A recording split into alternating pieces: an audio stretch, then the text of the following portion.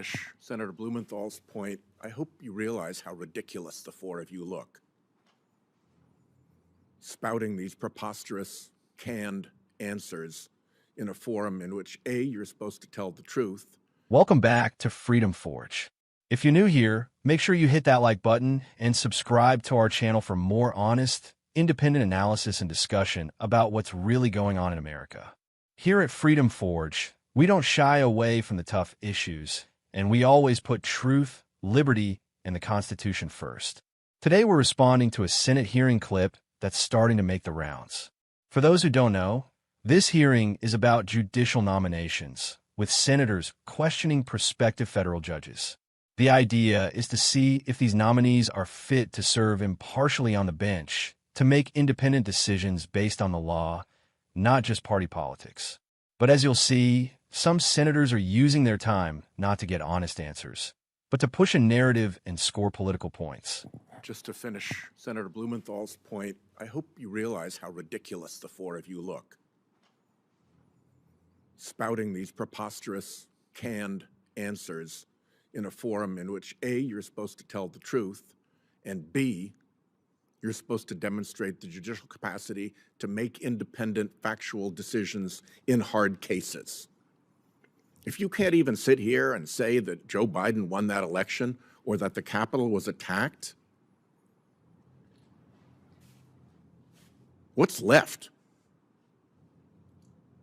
What's left if a hard case comes your way as a judge, and let's say the Trump administration is bearing down on that? Why would we ever believe that you would give the litigants a fair hearing and a fair decision if the executive branch was leaning in on you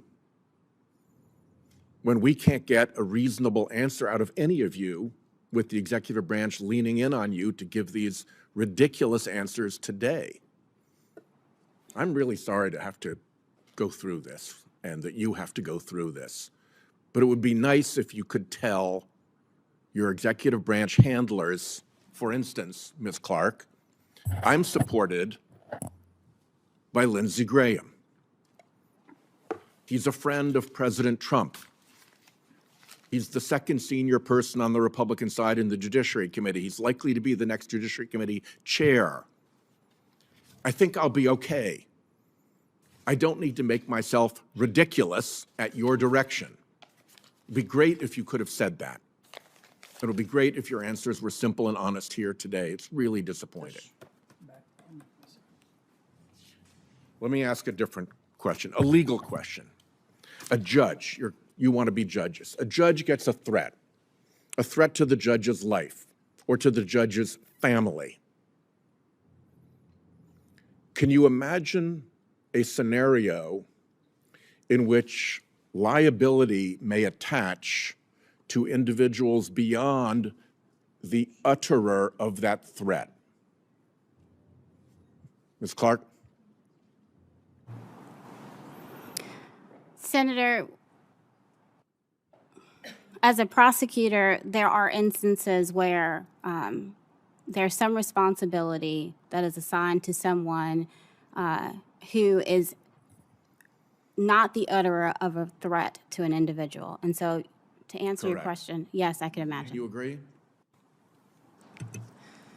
Yes, Senator, and if confirmed to the bench, I would follow all Supreme Court precedent and Ninth Circuit precedent. Mr. Rick, you agree? Yes, Senator, I would agree with that.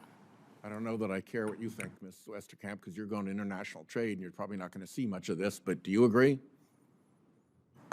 Yes, Senator. Yeah, and those doctrines that would provide the legal basis for investigation in those scenarios would include doctrines like, name one, Ms. Clark. Senator, doctrines that are, if someone is essentially carrying out solicitation, would that be yes. one? Solicitation of a Yes. threat? Yes. Or a conspiracy out of which the threat emerged, would that be another one? Yes. Yes. How about, and it's the product of an enterprise under the racketeering statutes. Would that also be another way that liability could extend beyond the utterer? That is correct, Senator.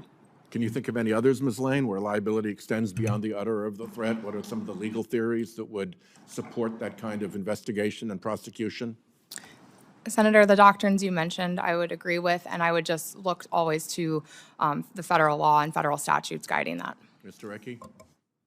Senator, I would agree with that. I think you covered the major ones: conspiracy, RICO. There may be other avenues of potential legal liability, but I think you covered the three big ones in that scenario. Ms. Westerkamp, you agree?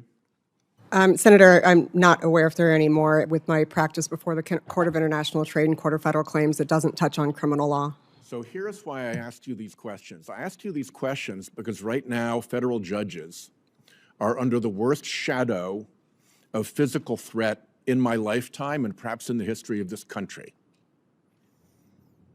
And in responding to those threats, we have the United States Marshal Service, which reports to the Department of Justice.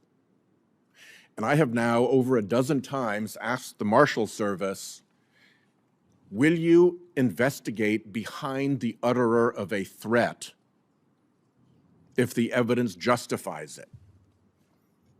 That's a super easy question. The answer is, yeah, of course we will. They won't answer that. They won't answer that. And I point this out because judges across the country need to pay attention to the fact that the Marshal Service won't confirm that it will investigate behind the utterer of a threat if the evidence supports that. And why would that be the case? That would be the case because when you get behind the utterer of a lot of these threats, you run into right-wing conspiracies. And this MAGA Department of Justice would rather not go there. And so they leave judges exposed with investigations in which they aren't doing investigative 101 work that you've all identified as plausible legal theories.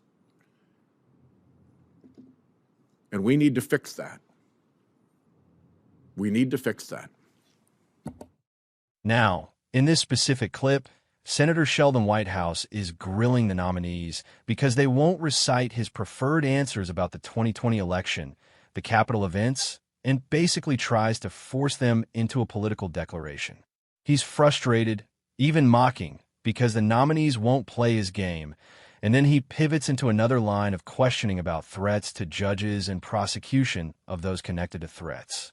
Let's talk about what's really going on here and what this means for the country. First off, let's get something straight. Senators are supposed to vet judges for their legal skill, impartiality, and commitment to the rule of law. That's what the Constitution requires.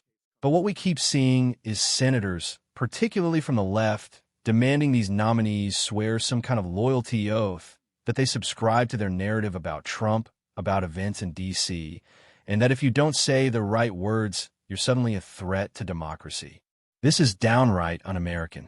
Judges should not be partisans. The reason these nominees are giving so-called canned answers is because the law and the judicial oath require them not to prejudge cases or take sides in political debates.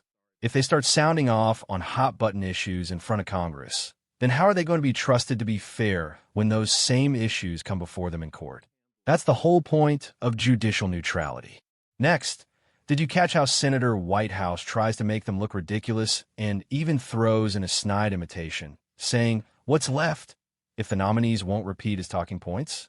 That's not the kind of decorum or statesmanship the Senate is supposed to have. It's bullying disguised as oversight. What's left is the actual law, the idea that everyone, right or left, deserves a fair hearing without the judge having pre-existing political commitments. Then he flips the conversation to threats against judges. Let's be clear. Threats of violence against judges or anyone in public life are unacceptable, and the law already addresses this. The panel of nominees agrees that criminal liability for threats isn't just about the person who says the words, but could include conspirators, solicitors, or those involved in racketeering, using established doctrines like solicitation, conspiracy, RICO statutes. They answer responsibly that yes, the law covers not just the person who makes the threat, but potentially all who participate. But what does Senator Whitehouse do? He warps this basic legal consensus into an attack on conservatives and the Department of Justice.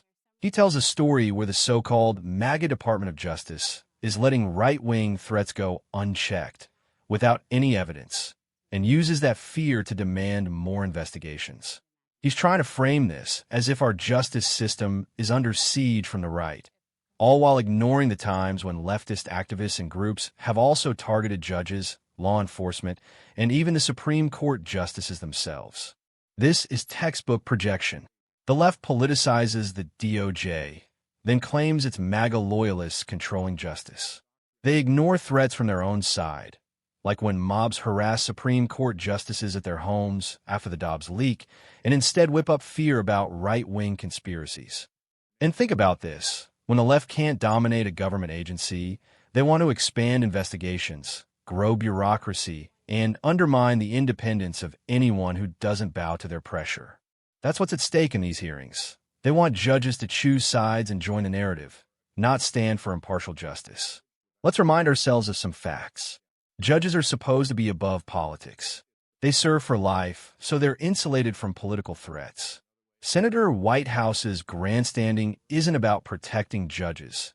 It's about controlling judges, intimidating them, and sending a message that if you don't say what senators like him want to hear, your nomination and your career are dead on arrival. On this channel, we take threats to judges seriously, but we want solutions that don't involve weaponizing the DOJ or Congress for partisan aims. The existing doctrines, solicitation, conspiracy, racketeering, already work if the law is followed evenly and with integrity. What the left wants is to turn every threat investigation into a political witch hunt, only targeting their enemies. Here's what we should really worry about: the slow erosion of judicial independence under the guise of safety and accountability. If judges have to cater to senators' talking points or answer for every heated political claim, we lose what makes our system the greatest in the world: fairness, impartiality, due process. As always, thanks for being part of Freedom Forge. If you appreciate straight talk and a fearless defense of our Constitution, don't forget to like, subscribe, and share this video. We need to defend judicial independence and stop the endless politicization of our institutions. Comment below with your take. Should judges answer politicians' political questions or stay firmly in their role as impartial referees? Let's keep the conversation going and make sure the torch of liberty stays burning bright.